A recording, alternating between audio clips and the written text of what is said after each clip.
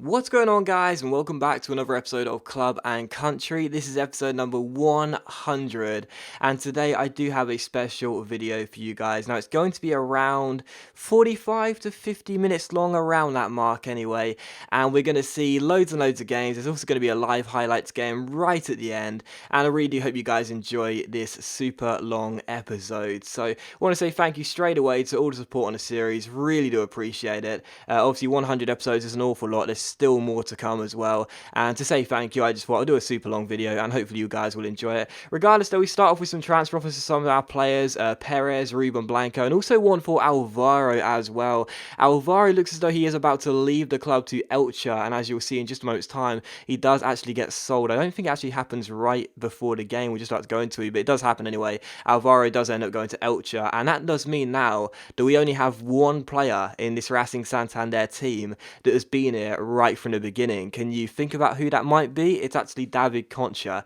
You probably would have guessed that, but yeah, Concha is now going to be the only player in this Racing Santander squad that we've had since the very beginning. As Alvaro, you didn't see it there, but you'll see in just a moment's time after this game, does end up leaving to Elche and does make his final appearance in a Racing Santander shirt against Deportivo. So we start the episode off by pretty much selling one of the final players from the first squad of Racing Santander. Still, we do take on Deportivo for the first game of today's super long episode. Deportivo currently sitting just above the relegation zone. We are in the top 3 right now, so fancying our chance, of course, coming into this game, despite the fact we were playing away from home. And of course, in the last game, in the last episode, we did take on Real Madrid away from home at the Bernabeu and won the game as we booked our place in the Copa del Rey semi-final. So coming into this game, of course, full of confidence, definitely fancying our chances. And the first chance did fall to us in the 18th minute here, 17th minute even, as Rodriguez crosses the ball in towards Perez. It comes all the way to the far post, and Alvaro, making his final appearance for the club, almost gets a goal as well. Sadly for him, though, it did take a deflection and went behind for a corner, and from that corner it's crossed in, and Borja Lopez's header goes just wide and behind for a goal kick. So still goalless in this game. In the 23rd minute, another great chance for us here, as Oliver Torres sprints down the middle and finds Ioza Perez. Perez takes it around Diakite, the last man, with a step over, cuts inside and shoots, but the goalkeeper pats it down and turns it behind for a corner. So still Deportivo 0, Racing Santander 0. That was how the first half would have finished. In the second half, a couple minutes after the restart, we wanted a fast start, and as Jesse Rodriguez finds Ioza Perez here, he takes it around his man, beats him with a step over, then a nice piece of skill to beat the last man, gets taken down, and a referee awards a penalty. So definite penalty there, Perez taken down. And a good chance for us to open the scoring here just 5 minutes after the restart. So a disappointing first half, to be honest. I didn't think it was going to be, like a 3-0, 4-0 scoreline at half time, but I would have expected us to at least have scored one goal or been a lot more threatening than we were. But even so, 5 minutes after the restart, a great chance to make it 1-0. Jesse Rodriguez is going to stand up and take it. Rodriguez has actually been quite disappointing this season, as I mentioned before, but even so, Rodriguez is usually very reliable from the spot, and it continues here. He blasts the ball into the top corner, makes it Deportivo 0, Racing Santander 1, and we do take the lead just 5 minutes after the restart. So Rodriguez with the goal, the goalkeeper trying to put him off, doesn't even dive in the end, and it is 1-0 to Racing Santander. And just a few minutes after that, as we regain possession here, we give it to the goal scorer Jesse Rodriguez, who Berber spins around his man. Then a quick little roulette as he keeps hold of the ball, plays a free ball towards Whitehead Gavan, nice ball inside towards Perez, and he goes down here, and it was a penalty, and I was sitting there thinking, is it a penalty? And as you'll see, it's a foul. Well, the referee says it's a foul, but I actually thought that the initial shirt pull was outside the area, so I wasn't really sure whether it was a penalty or not, because there was shirt pull, but I couldn't see a replay, sadly. But I actually thought the shirt pull began outside the area, and Rodriguez, to be honest, I didn't know whether it was a penalty or not. And as I said before, whenever we get a penalty and we're not too sure about it, you know the rule, we chip it down the middle and give the goalkeeper the best chance of saving it. Oftentimes the goalkeeper will dive anyway and we'll get the goal, but because the goalkeeper stood still for the first penalty, I thought for sure he was going to do the same thing here and have a simple catch. Does he? Yes, he does. He just has a simple catch as Rodriguez chips it back to him. And, maybe it was a penalty. I wasn't too sure, though. And whenever we're unsure, we just chip it down the middle and wait to see if the goalkeeper will save it. And he did. So Deportivo 0, Racing Santander 1, as we intentionally give the goalkeeper a really good chance of saving a penalty. As you can see, Deportivo did have a good chance there, but that was their first really of the game, and the shot went well over the bar. And to be honest, it was pretty routine. As you can see here, Rana Delgado off the bench goes down the right-hand side, loses the ball, but it comes to Moy Gomez. He finds David Concha, and his looping header ends up hitting the bar and going behind for a goal kick. And the final chance would actually fall here as Deportivo are on the ball and play it forward towards Lombán. They regain possession pretty nicely, get themselves through here. Really good chance to score a late equaliser, but as you can see, Blanco makes a save, and we do get the ball away. So final score, Deportivo 0, Racing Santander 1. We do hold on to the 3 points despite Rodriguez's missed penalty, and it was a routine victory. You know, how we scored a penalty would have been 2-0, and you know, we could have scored a third goal really. We probably should have scored a third goal. Concha hit the bar, but in the end, a routine victory as we expected, and glad to keep the winning streak going. But as you can see, Ruben Blanco, another transfer offer for our goalkeeper, and once again another reject as well, because Blanco is going absolutely nowhere. He's got the most clean sheets in the league again, and also another bid for Ayoza Perez. These bids are actually pretty decent from Marseille. As you can see, £15.5 million for our Spanish striker, but right now, as Morata is currently injured, Perez has scored quite a few goals since then, and I just don't really see the point in selling Perez and maybe not being able to replace him with a striker of similar quality in this window. So I'm asking for a lot of money. If we don't get it, we're just going to say no. But as you may have seen, and you do see it there, Alvaro does go to Elche for £1.5 million, and that does now mean that we've only got one player since the original starting squad of Racing Santander that is still here, and of course that is David Concha, who barely ever plays, sadly, but there you go.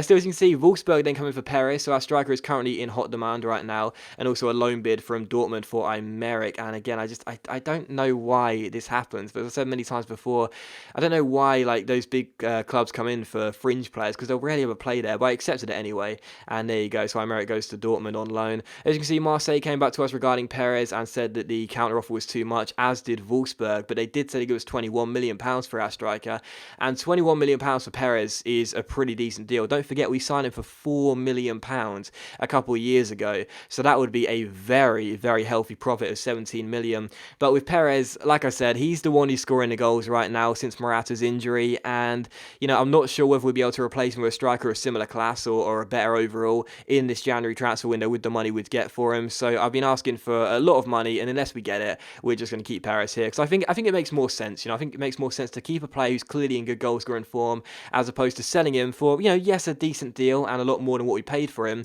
but then potentially not being able to find a good replacement for him in this window whilst Morata is still injured. I know I could play Rodriguez up front, but seeing as Rodriguez hasn't scored too many goals this season, it might not be too wise to gamble it on a player who's currently here. Still, we take on Sevilla for the second game of today's episode, and I know that I just said a minute ago that we took on Real Madrid in the Copa del Rey quarter-final. It was, of course, the round of 16. This is now the quarter-final stage as we take on Sevilla. So coming to this game, as Sevilla come to El Sardinero to take us on. Of course, as I mentioned before, you know, I really would like another trophy this year. We've already won the Copa Europe after we beat Bayern Munich, and I'd like another one to go along with it. And the Copa del Rey, we did win it 2 seasons ago, and we want to win new trophies, I guess. Also, the League and the Champions League are the main 2 we're currently going for right now, and I think the only 2 we actually can get now from the future onwards. But even so, I wouldn't say no to the Copa del Rey. And the first chance did fall to us, poor 2-strike going over the bar and behind for a goal kick. But as you can see by the team, it was a much changed first 11, because even though I would like to win another trophy, and the Copa del Rey is probably realistically the best one we could win, or the best chance of winning it we have this season, I still wanted to rest the entire team, give some nights off to a few of the players, and also just give some fringe players some chances like Tunkara. And Tunkara did have one of the first chances here, and also one of the first goals as well in the 14th minute. Mamadou Tunkara with an absolutely fantastic strike, and you know, Tunkara doesn't actually play that much anymore. You know, in fact, he's barely ever really been a first team player for an indefinite period of time here at Racing Santander, whether he's been on loan from Lazio or here as a permanent player, but he's always scored goals. You know, that is what you get with Tunkara. He'll always score you goals, and that's what I like about one of these players like Tunkara. He rarely ever complains, and he only gets limited chances, but whenever he plays, he always does well. He reminds me of Danny Ings and Berahino back in the West Bromwich Albion days in my current PS4 career mode that I'm running on YouTube right now. You know, Ings and Berahino barely ever play, but whenever they did, they'd always score goals. I always knew they'd score goals for me, and as you can see, Tunkara is one of those players. You know, as he comes through in the 21st minute here, a great chance to make it 2-0, and as you can see, he actually does do that. So 2 goals for Tunkara just 20 minutes in, and he's just a healthy source of goals. And if Perez does end up leaving to Wolfsburg, as that offer is still on the table with the German club, you know, Rodriguez, even if he doesn't go up front, I might even give Tunkara a start up top, because he's scoring goals left, right and centre whenever he plays, even though he doesn't play too often. So Tunkara gets his second goal of the game. It's Racing Santander 2, Sevilla 0, and I couldn't Sevilla get themselves back in this game at all, to be honest, because, you know, Sevilla are a really good side, no doubt about that, but now we were 2-0 up, and we just put the sword to Sevilla time after time again. We kept on getting good chances, and the Cava tries to come through here, and some shambolic defending from Sevilla almost sees Tunkara grab his hat-trick. hat-trick, but he misses a really good chance, and it is still 2-0. So Sevilla already struggling in this game at El Sardinero, failing to cope with the attacking threat we kept on putting on them. And from the goal kick, Beto launches the ball forward, and young hand Elise does win the header. It comes towards Keiko. Keiko gets tackled. It comes to Elise. Elise finds Porto. Quick little fake shot round his man, plays a good through ball into Keiko. Keiko slides it inside towards Tunkara, looking for his hat-trick. As you can see, though, Beto does deny him, and eventually the chance ends up coming to nothing. So still Racing 2, Sevilla 0, but it looked as though every single time we came forward, we'd probably find the back of the net. As you can see, Paco Candela plays the ball towards Marion Schwarzer here, and as Schwarzer across the ball in, again Tunkara goes for the header and puts it just wide the post. So Tunkara had already missed a couple of great chances, but had also scored 2 goals. He was really always looking like the massive threat for us here. Schwarzer then goes for goal and puts the ball just wide the post in the second half, 8 minutes after the restart, and Sevilla just did not really offer much apart from this one chance here as they come forward with Vitolo, whose strike goes wide of Fernando Pacheco's far post and behind for a goal kick. And the final chances would fall here as Bellerin wins the ball back and finds Ander Kappa down the right hand side. Kappa plays a great through ball in towards Mamadou Tunkara. Tunkara takes it round his man with a quick little step over, plays it inside towards Bellerin. Bellerin into Tunkara. Tunkara takes his time, picks his spot and finds the back of the net. So with a couple of minutes to go, Tunkara gets his hat-trick and makes it Racing Santander 3, Sevilla 0. So Morata injured, Perez possibly getting sold. Where are the goals going to come from if that does happen? Well, Tunkara on the base of this game was absolutely fantastic, and I'll be more than willing to give him a chance up front for an indefinite period of time. But Tunkara does wrap the game off, 3-0 to Racing Santander. And of course, Copa del Rey ties are a two-legged affair, so we will have a second leg away at Sevilla.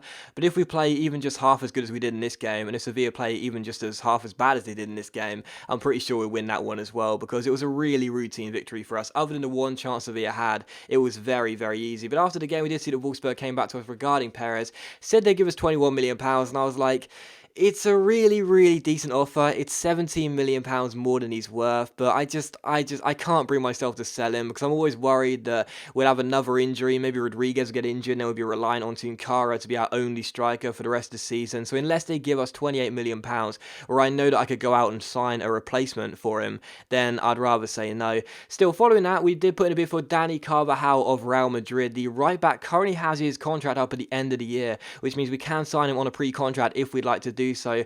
But I wouldn't mind getting Dani Carvajal in now. He's 27 years old, valued at £9 million, 80 overall. As you can see, Real Madrid want exactly his valuation, £9 million, as Wolfsburg do come back to us and say the offer for Perez was not good enough, so they're going to reject that bid. They're not going to match the counter offer we asked for, and Perez is going to stay here, which is totally fine with me. And there you go. But yeah, Real Madrid said they wanted £9 million for Carvajal, which is his valuation. I offered £8.5 million, and we'll wait and see what they say, as Carlos Blanco then comes to us and says he wants a new contract, which I don't mind giving to him. And as you can see, I did actually go and give him to him, even though it's got 2.5 years left on it. And I never like to give players new contracts when they've still got over 2 years left on their contract. He's the only player in the squad that's been capped for Spain. So yeah, well, he's been capped for Spain since he's been a Racing Santander player. So I think it's probably fair that he does deserve a new contract, to be honest, as he's the only one there that can boast an international appearance while still playing for Racing Santander. So there you go. We'll have to wait and see what he says. And we also had a scout report as well from our scout currently based in Spain. As you can see, Felipe Marcano, I've seen some of the comments saying, you got to sign Marcano,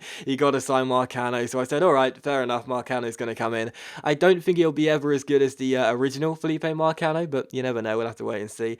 But even so, we look at some of these players. A couple of them did look all right. We'll just continue to scout and see how they look after another month. And also, Real Madrid said, unless we get £9 million for Carvajal, we're going to say no. So I said, fine, fair enough, we'll pay it, because yes, I know we'd get him for free next season, but I wouldn't mind making a permanent signing in this January transfer window. And Carvajal, for his valuation, he's worth more than £9 million, I'd say personally. He's probably worth about £14-15 million. So if we can get him for 9, then we'll take it, and we'll have to wait and see what Real Madrid say as we give them what they're after. Still, we take on Athletic Bilbao for the following game in today's super long episode. Now taking on our rivals. Currently, they're sitting in 9th place, even not 19th place, 9th place, and we're sitting in 2nd place. So approaching this game, as we did return back to our usual first 11, I was really fancying our chances of getting the win. As you can see by Bilbao's side, it is very, very decent indeed. And of course, Munian as well, don't forget, was available to be signed on a pre-contract. You guys chose Isco instead, and I was going to take a close look at him in this game, because I have been told he does very well in this year's FIFA. Even so, the first chance did fall to Athletic Bilbao, but that free kick went over the bar and behind for a goal kick. And in the 18th minute, we had a good chance here as Grimaldo skips around a couple of players, keeps hold of the ball despite the slide challenge here, ends up whipping it across towards Perez, who goes for the bicycle kick, he misses the ball, it comes to Torres, and his strike is well saved, and eventually after a couple of great chances, Rodriguez ends up heading the ball into the side netting. So still 0-0. 4 minutes after that, though, we had a free kick, and Jesse Rodriguez is standing over the ball. So Rodriguez, of course, hasn't scored too many goals for us this season,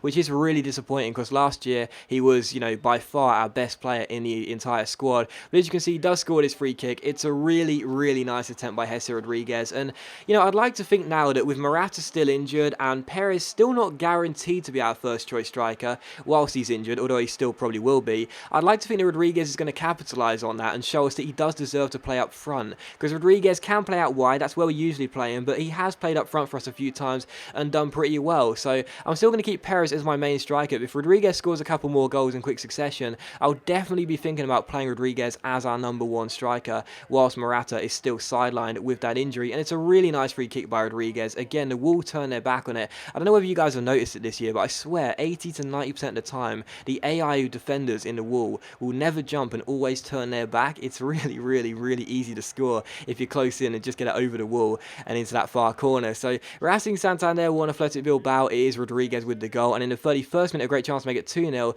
as Torres placed the ball through in towards Jose Perez. I thought it was offside. The flag stayed down. Perez goes through, and Perez scores as well. So we rejected a bid from Wolfsburg for Perez. It was a really, really decent offer, £21 million, but that's why I rejected him. Rejected a bid. I know that he's always going to score goals. Perez will always score goals in this Racing Santander team, and whilst Morata's injured, he and Rodriguez fighting for that first choice striker position. Right now, Perez with 7 goals in La Liga is currently leading the way. So Perez makes it 2-0 to Racing, and to be honest, our rivals looked as though the game was done for them already. However, in the 39th minute, they had a great chance to respond and get themselves back in this game as Sociedad gives it through towards the left back. He crosses the ball in, and Bernat ends up heading the ball past Ruben Blanco and makes it Racing Santander 2, Athletic Bilbao 1. So, on the basis of the first half an hour, it looked as though the game was going to go only one way, but after Bernat heads that ball in, maybe, just maybe, Athletic Bilbao could mount a very good fight back. But as you'll see from this cross and a header, it was a decent header by Bernat, don't get me wrong, but Ruben Blanco, who's usually so reliable, why did he just walk forwards and not dive towards the ball? He's probably not going to get there, but even so, that was really poor goalkeeping in my opinion. Should have at least attempted this dive and attempted to save the ball. But even so, in the 84th minute, it's deja vu because Jesse Rodriguez scores again from a free kick. And Rodriguez, making a statement, wants to play up front, knows that's where he's going to get most goals for us, and as the team celebrate with him, that is going to see the game secure, because in the second half, barely anything was happening. And remember in the first half, when Rodriguez scored a free kick, I mentioned about the fact that Wall always turn their backs, and if you can just get it over them, it's probably going to find the back of the net if it's on target. It's the same thing happening here. The Wall turn their backs. If they jump, they're probably going to deflect the ball away. Instead, it goes over the wall. The goalkeeper can't see it on time. It goes past him in a flash, and it is Racing Santander 3, Bilbao 1. So we are going to win the game. We are going to beat our rivals once again, and we're going to be delighted with that. So Rodriguez scores again. That's now 6 goals in La Liga, so catching up to Jose Perez as things stand. But in the 90th minute here, Athletic Bilbao would actually make it 3-2. And, we talked about deja vu just a minute ago, and it's deja vu again because Blanco from the header doesn't even attempt to dive and attempt to save the ball at all, and I think he probably could have at least got a glove to it. As you can see, header comes in and Blanco just watches the ball sail over his head, and Blanco is such an awesome goalkeeper, no one's going to deny that, but really I think he should have been done better with both of those attempts from Bilbao. But even so, it was how the game would finish. Racing Santander 3, Athletic Bilbao 2, so we do beat our rivals. That's always nice, and the win streak continues. I think that's now 5 games right now, so we're playing very, very good football with Racing Santander, and we did enter a bit of a sticky patch a couple of in-game months ago, but right now we're looking really, really good in all competitions, and everything is coming together really nicely. Still following that, Real Madrid did accept a bid for Dani Carvajal of £9 million. They asked for his valuation, we gave it to them, and as you can see, we offer him a contract as well, and we'll wait and see what he says. He does actually end up declining his first contract, which is a real shame. As you can see, though, we did offer him a new deal, and we have to wait and see what he says, as Carlos Blanco does accept his contract extension, which is fantastic. So Blanco's tied down for another couple of years, and of course Blanco is still the only player that's been capped for Spain whilst he's been a Racing Santander player. And as you can see, Carvajal keeps on declining contracts. We give him a new one and he declines that again. As you can see, Ruben Blanco's a couple of bids for our goalkeeper, but of course he is going absolutely nowhere. First Wolfsburg and then Braga, but we're keeping our goalkeeper here at El Sardinero. I just need him to make more of an effort when trying to save headers. And as you can see, Carvajal, we put in a new contract for the guy. We give him pretty much exactly what he would ask for, other than 1 year more than he wants. And as you'll see, he finally does accept the contract. contract on transfer deadline day. So Dani Carvajal is going to come in and join the club. So really, really pleased with that. Obviously, Carvajal, you know, I know that we could have got him for free, and I know some of you guys will be sitting there thinking, seriously, you didn't need to sign the right back now. You could have waited until next season, but I just wanted a permanent sign to come in January. And Carvajal, £9 million. I mean, you know, you're not going to say no to this guy for £9 million, are you? He's got some really, really decent stats: 84 crossing, 81 marking, 83 slide tackle, 80 stand tackle, some decent pace, very nice stamina as well for Carvajal, which I always like in a fullback. So yeah, Carvajal comes in, and again, I know I could have signed him for free. I know you guys are probably sitting there thinking, seriously, that is such a waste of £9 million, but I wanted to sign him now, and that's why I did. So Carvajal comes in, and I'm pretty pleased with the deal.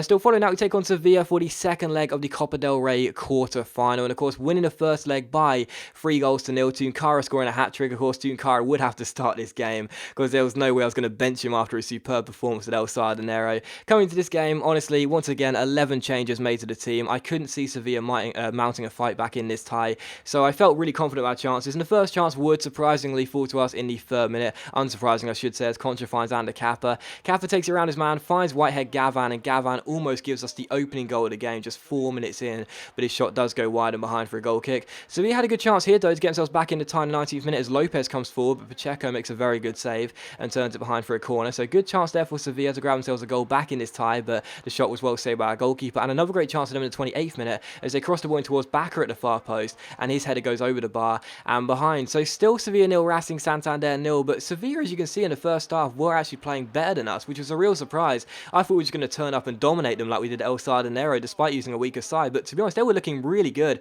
and they were the better side in the first half. They just couldn't find the back of the net. Another great chance in the 56th minute as Bakker comes through one-on-one with Fernando Pacheco. Can he score? No, because Pacheco makes the save, and we do get the ball away. So still Sevilla 0, Racing Santander 0, but the thing is with Sevilla, they were running out of time. You know, they had 3 goals to score in this game, and they were having chance after chance after chance, but they just kept on missing. And had they been more clinical, had they been more accurate with their finishing and their heading, then they could have got themselves back in this tie, and you never know, they could have pulled off a real shock and ended up sending this game as extra time. As you can see in the top left, they'd had 7 shots compared to our 1 in just over an hour's worth of football, but they weren't clinical enough. And as I mentioned before, football is all about being clinical. You know, if you take your chances, you will win. And as you can see, as Rana Delgado comes off the bench here, he makes it Sevilla 0, Racing Santander 1, and that was only our 2nd attempt in the game compared to their 7th. And as I brought off Tunkara there, he'd had a really, really subpar game, which is a real surprise after the first leg. Rana Delgado comes on and scores, and that's the game done. That's the tie done, because now they need to score 5 goals due to the away goal ruling. And if you don't take your chances, you're not going to win football matches. It's that simple.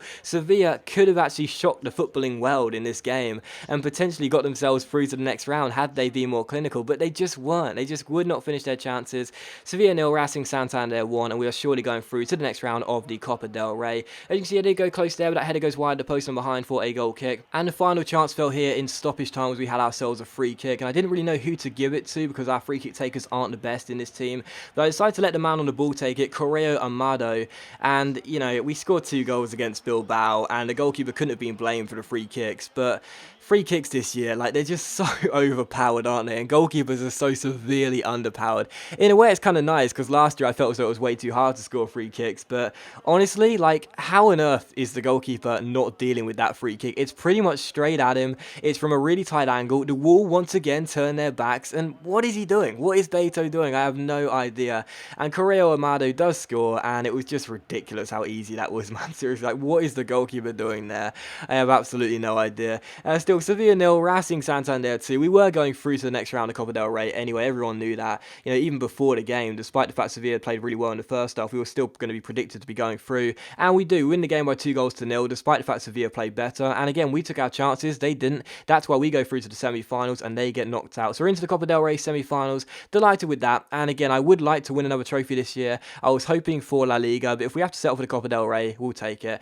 Still following that, it was time for transfer deadline day. So deadline day is now upon us, but of course we've done the remaining business we were set to do. We signed Dani Carvajal, and of course we did sign Isco on a pre-contract. Well, you guys signed Isco on a pre-contract for me, so we've done what we need to do. However, I did decide to do the short-term loan glitch on Ranieri Aguza. Now, if you don't know what I'm referring to here, I'll try and remember to leave a link to it, but basically, when you have a player that's stuck in terms of his potential and he's not growing, if you short-term loan him and then recall him on the same day, he should begin to start improving in his attributes. That's what happened with Ruben Blanco, our goalkeeper. goalkeeper. So we do the same with Rivalry Guza, as despite being a first-team player all through the season, he hasn't developed. So we do the short-term loan glitch, and I would like to think now that he's going to start growing again, because it's ridiculous how he's not growing. Like, he's been a really good player for us, and you know, he's been playing like 90% of the games, if not an 80-85% of the games. Why at his age he would be stuck on 72 overall is just a mystery, but hopefully now he'll start to grow. And also a big game for Ruben Blanco. We rejected it, and that was the end of transfer deadline day. So deadline day ends, and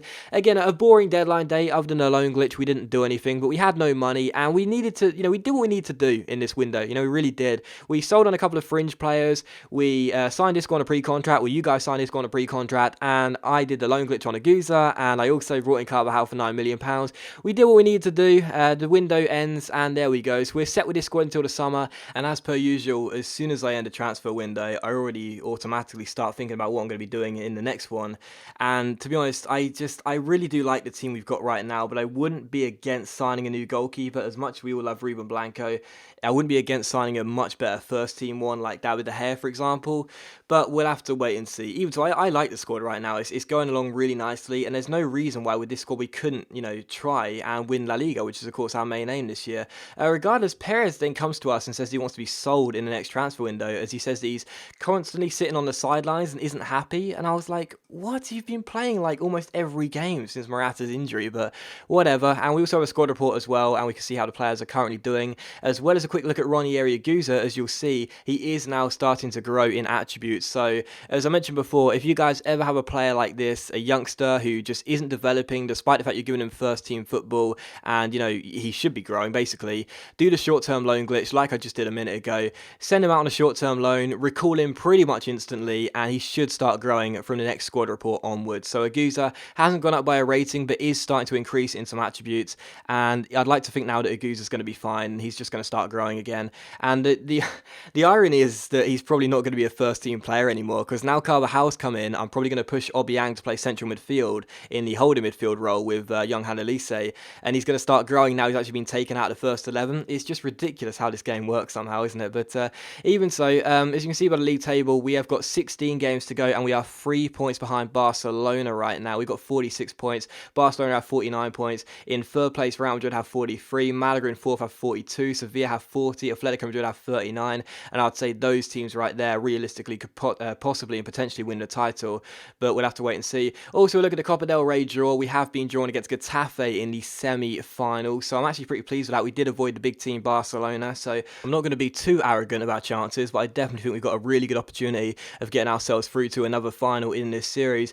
Still, we take on Real Sociedad for the following game here, as we do travel to take on David Moyes' team. And as you can see, Sociedad right now is sitting in 14th place, but despite that, they do have a pretty decent side. Obviously, some very decent players in there, like Ruben Pardo, Carlos Vela as well. Very decent players, and of course, Martinez at the back always does pretty solid. So not a bad team Real Sociedad have, but I still fancy our chances of winning the game despite that, because we have been on a very, very good run of late. I think we've won like 6-7 games in a row, which is crazy. And the first chance would fall to us. Zayoza Perez comes forward here and fakes shots around his man and shoots, but really makes the save, and it is cleared away by Sociedad. So still goalless in this game despite the first chance coming to us. But a great chance here in the 28th minute for Sociedad to take the lead, and unfortunately they would. Ruben Pardo gets played forward and plays a 1-2 of Carlos Vela, and Pardo does smash the ball past Ruben Blanco and make it 1-0 to Sociedad. So not the best of starts for us in this game. We had a very, very good streak of late, been on a really good winning run, but sadly for us, that little 1-2 undid us, and it was a simple finish for Pardo in the centre. So 1-0 to Real Sociedad here, but directly from kickoff,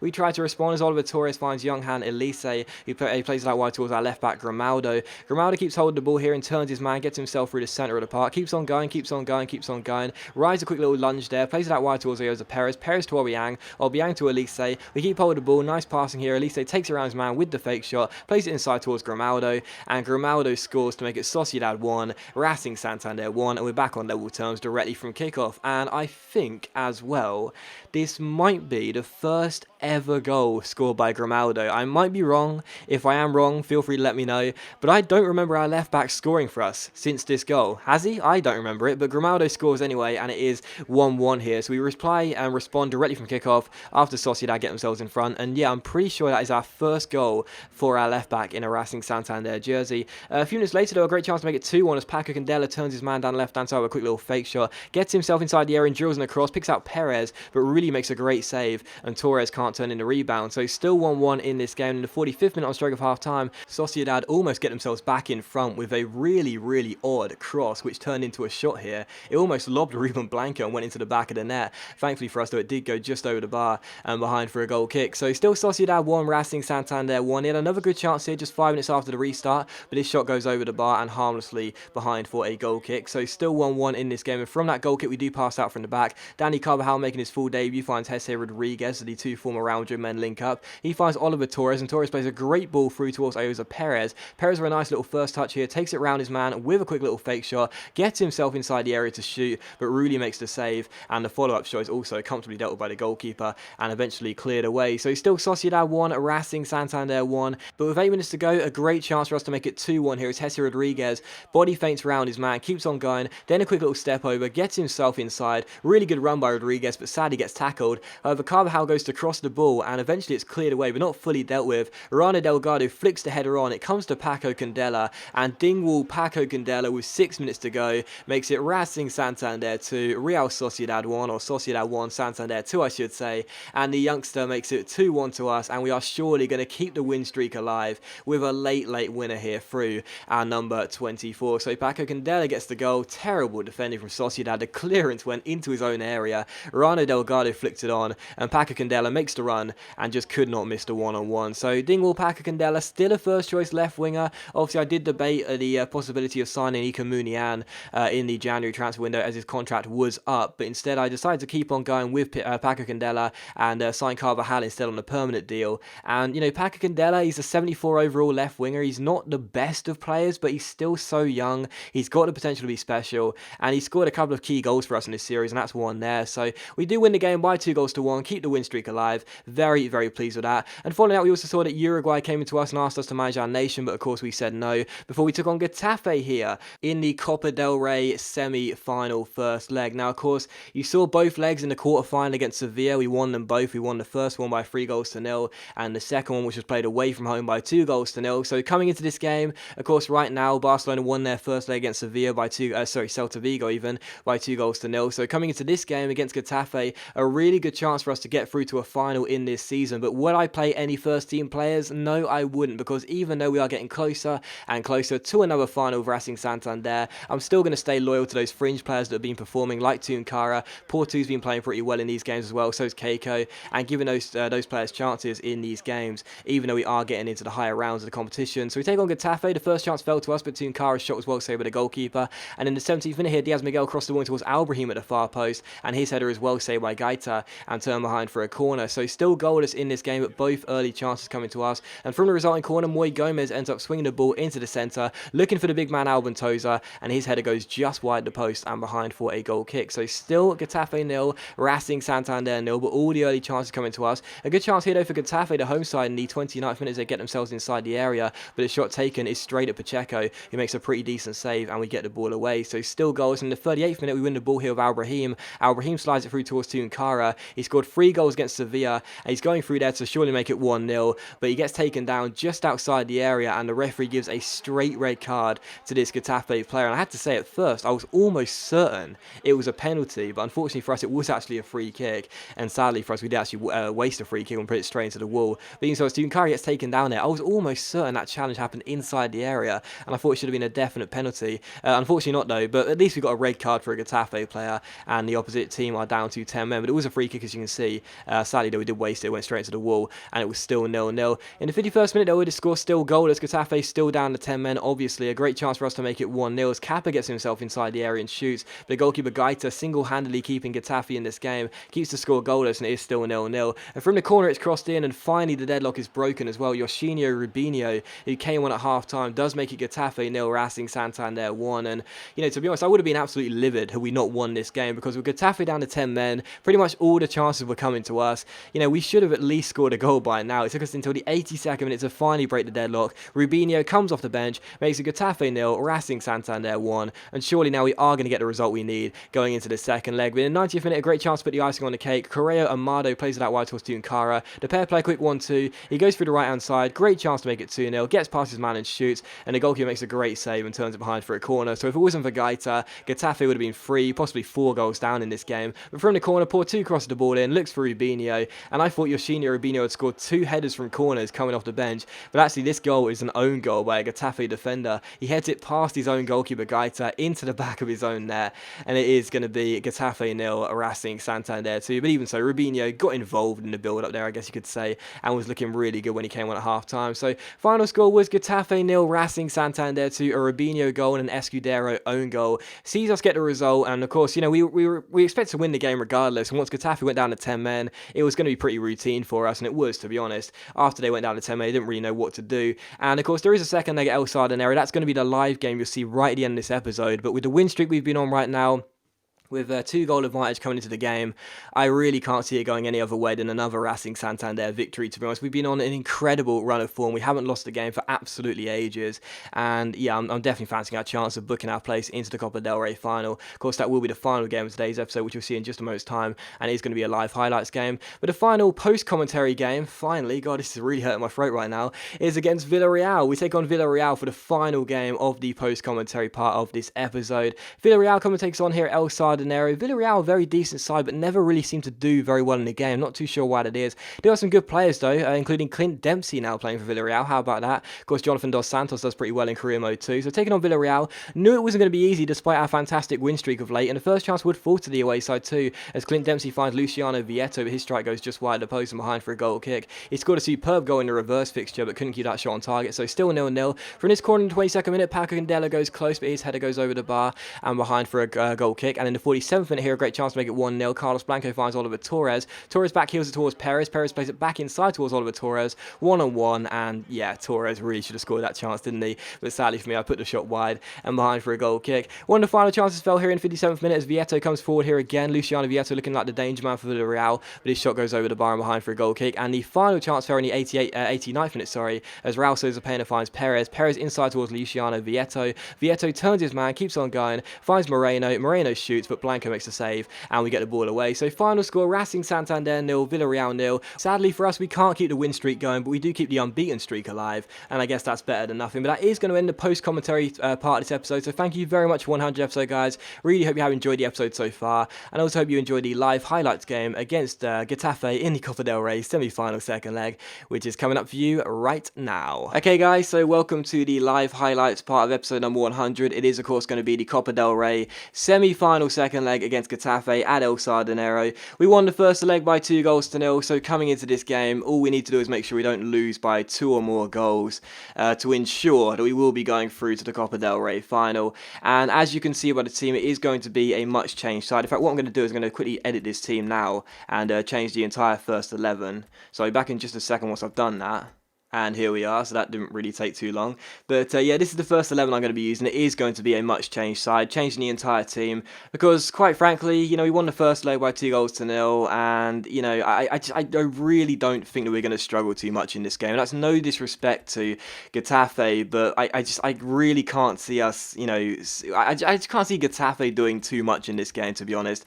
And I think we should probably win on the night, and of course, make sure we win the tie as well. So yeah, this is the team I'm going to run with, and I think we'll be okay. Of course, don't forget that we've already won one trophy this year in the Copa Europe against Bayern Munich. That was at the start of the season. That was the Champions League winners versus the Europa League winners thing. And, you know, coming into this tournament, I did want to win another trophy this year, but my main focus was La Liga. I really want to keep going in La Liga and potentially win the title for the first time. Obviously, I know it's going to be really difficult. We've been looking pretty strong, you know, during the season, just been having too many inconsistent patches. But even so, you know, the Copa del Rey, if we can win this, I'll take it. You know, I'll take it. We've already won it before, don't forget, 2 years ago. But I'll still take it. You know, I'll definitely take the tournament if I can.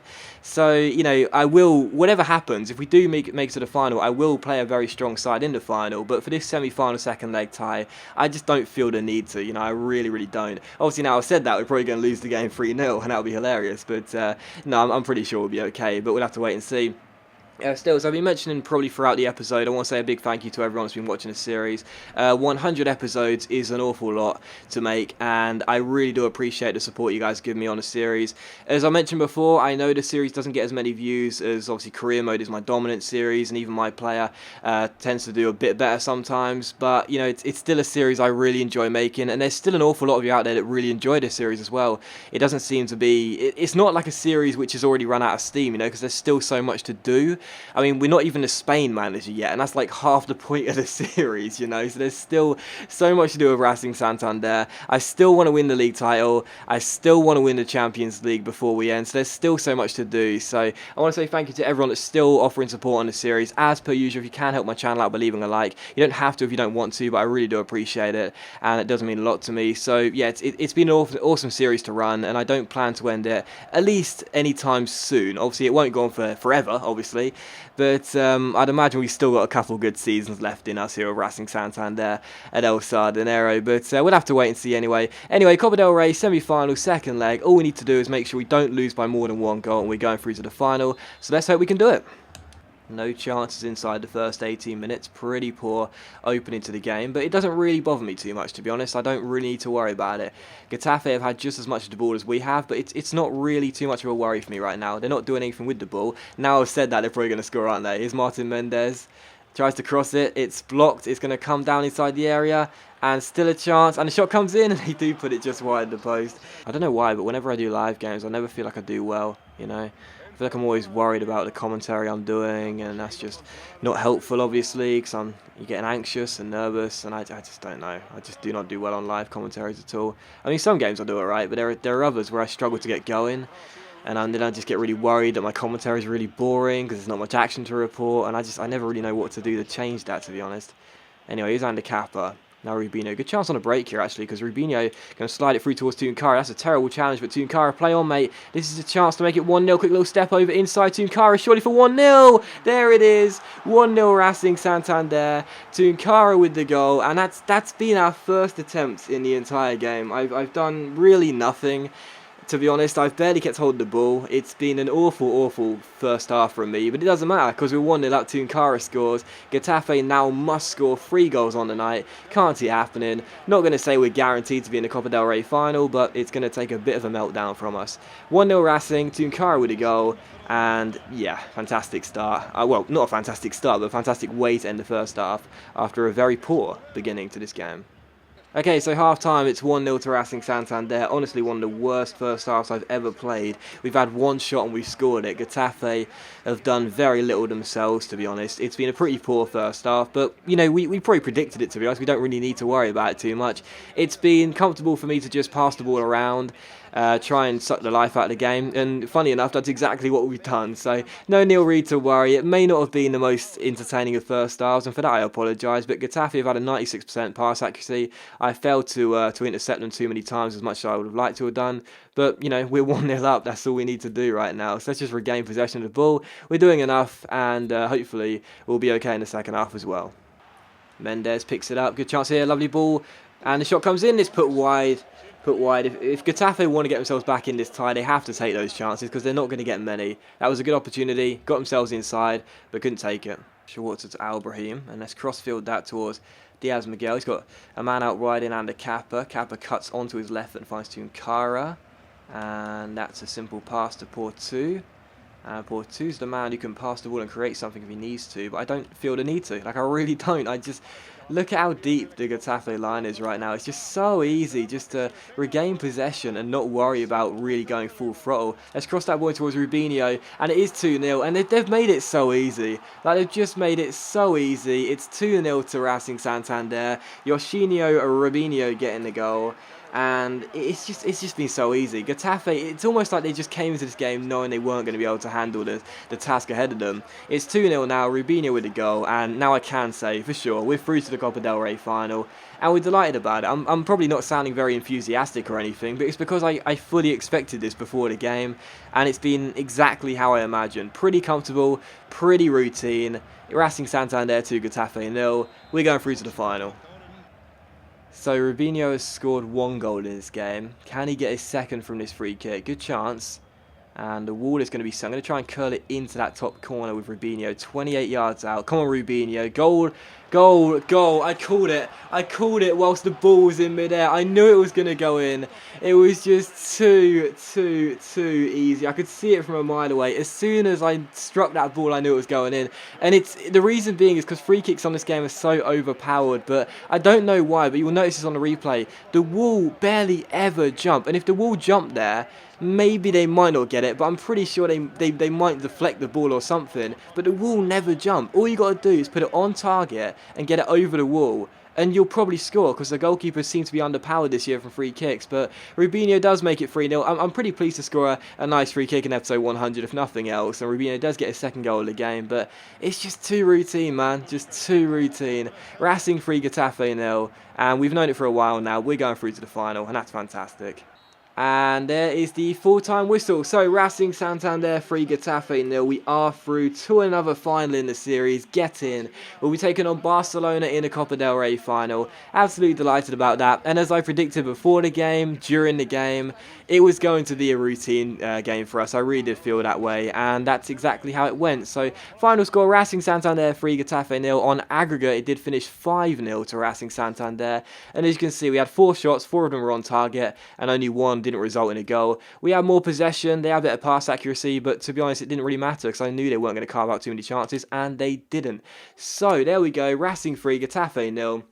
As you can see, confirmation we will take on Barcelona in the Copa del Rey final. So that is going to end episode number 100, guys. So thank you very much for watching it. I really hope you have enjoyed it. I'm sorry I couldn't really find a live game which was going to be more interesting for you, but, you know, there you go. Even so, I hope you have enjoyed the episode regardless. And if you have, as per usual, if you can help my channel out by leaving a like, that is much appreciated. And it really does help my channel out. So I will see you for the next episode of Club and Country very soon, which will, of course, be episode number 101. I doubt it will be as long as this episode, but hopefully you enjoy it regardless. And thanks for watching this one. Hope you've enjoyed it, and I'll see you for episode number 101 of Club and Country very soon.